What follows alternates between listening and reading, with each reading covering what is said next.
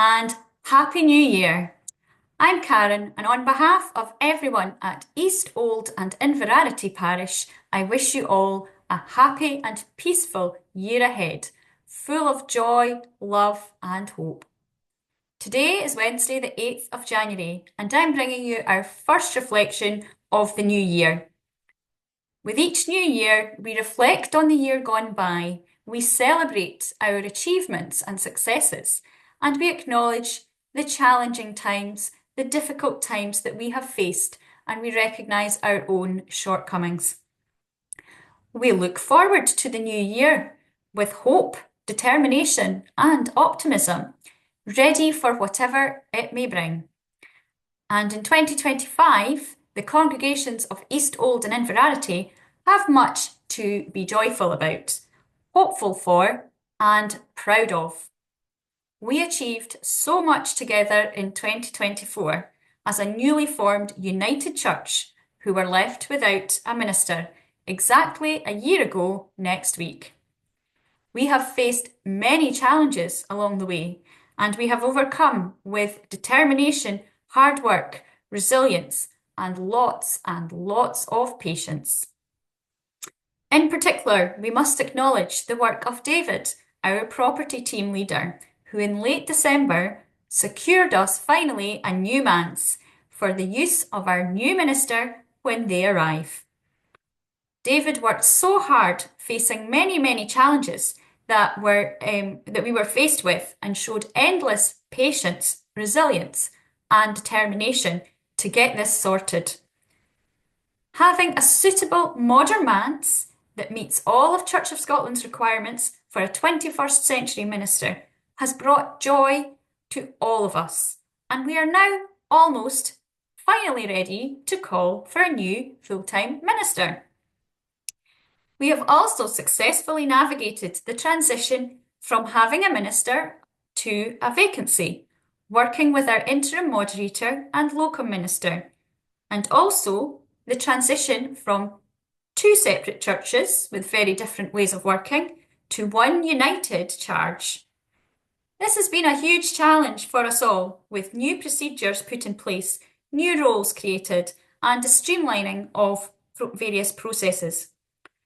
There are still some issues to be resolved, but we have achieved so much in the past year by working together to create a robust, organised, and efficient charge that any prospective minister would be happy to lead and counsel. When our minister left, there were lots of rumours going around, and people asked if we were closing down. That is most definitely not the case. Far from it. Many people asked, how do we manage without a full-time minister? They wrongly assume that the church is the minister. That is not the case at all. A minister is merely an employee of the church, appointed by the congregation to serve, to lead, and to counsel. The church is a people. It's us, the congregation, the worshippers, the trustees, the members of the community that use the church.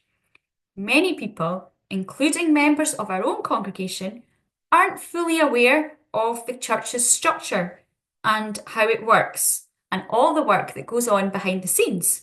So today I'd like to explain how things are organised in the church and some of the work that people do to keep things running smoothly. East Old and Inverarity Parish is a charitable organisation, and it's run like any business, with various leaders, teams, and an elected board of trustees, which in the Church of Scotland is known as the Kirk Session. Other than paid clergy, the highest office in a charge is the session clerk.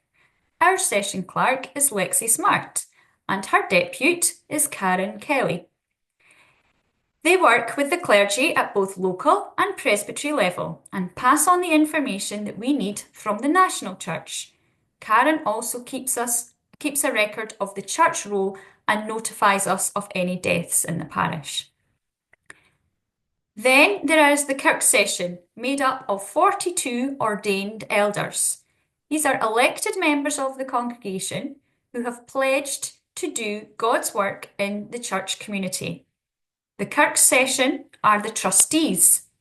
They are responsible for all decision making and have overall responsibility for all the church's finances.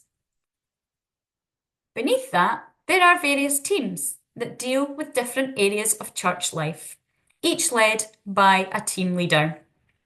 The teams are made up of elders and ordinary members who are also part of this. You don't need to be an elder to be in one of these teams.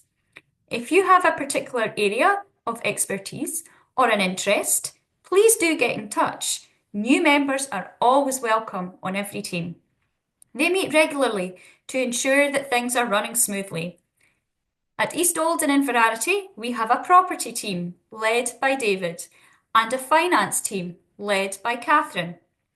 There is an active worship team led ably by Bob Kidd and a small pastoral team led by Jean Alexander and a social team led by Elizabeth MacLeod. The media team is led by Marion Duncan, and the editor of our Inspire magazine and the church website is Katrina Milne. I oversee the community team, an umbrella grouping for several smaller teams involved with the missional work of the church within our local, national and international communities. And this is just the tip of the iceberg. There are many, many more people I could mention, but I don't have time, so I'll leave them for another day. So there are many people doing God's work in the church and our church, not just the minister. And with so many people being involved and giving up so much of their time, their talents, and their money to our parish, we have much to be joyful for and thankful for and hopeful for in 2025. So to finish, I'd like to look at what the Bible says about the workplace culture.